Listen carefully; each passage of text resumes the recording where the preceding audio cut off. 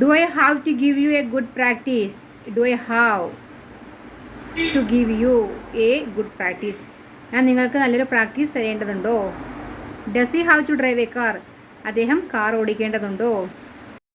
ഞാൻ നിങ്ങൾക്ക് നല്ലൊരു പ്രാക്ടീസ് തരേണ്ടതുണ്ടോ? Do I have to give you a good practice?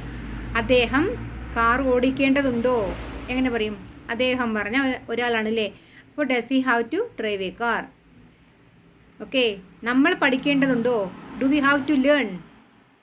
അവർ കളിക്കേണ്ടതുണ്ടോ? Do they have to play? Do they have to play? അവർ കളിക്കേണ്ടതുണ്ടോ? അദ്ദേഹം ഇംഗ്ലീഷ് സംസാരിക്കേണ്ടതുണ്ടോ? അദ്ദേഹം ഇംഗ്ലീഷ് സംസാരിക്കേണ്ടതുണ്ടോ? Does he have to speak English?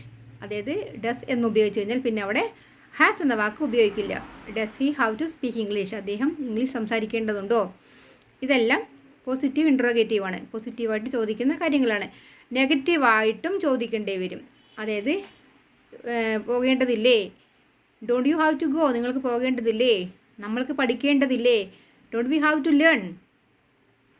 അദ്ദേഹത്തിന് നിങ്ങളെ കാണേണ്ടതില്ലേ? Doesn't he have to meet you? Okay. അതിന് പറക്കേണ്ടതില്ലേ?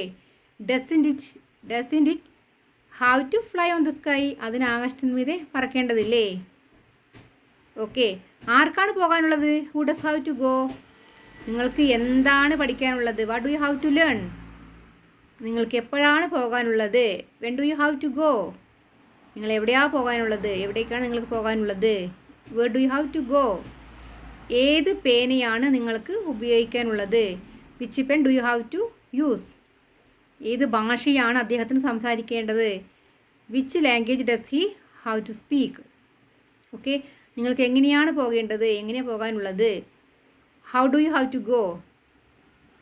എന്തുകൊണ്ട് പോകേണ്ടതില്ല? Why don't you have to go? Okay.